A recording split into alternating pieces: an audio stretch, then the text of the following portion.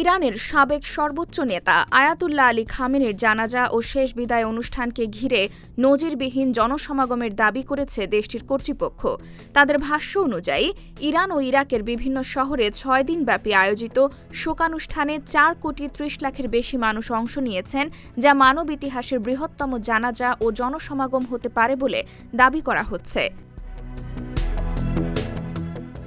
First news এজেন্সির মতে Tehran, কোম, মাশহাদ, নাজাফ ও কারবালায় শেষ বিদায়ের আনুষ্ঠানিকতা সম্পন্ন হয়। ইরাকের নাজাফ ও কারবালায় প্রায় ১ কোটি মানুষের উপস্থিতির কথা জানানো হয়েছে। অনুষ্ঠানে বিশ্বের বিভিন্ন দেশের রাজনৈতিক নেতা, কূটনীতিক, আলেম ও প্রতিনিধিরাও অংশ নেন। তবে উল্লেখ্য, এই অংশগ্রহণকারীর সংখ্যা ইরানের সরকারের দাবি।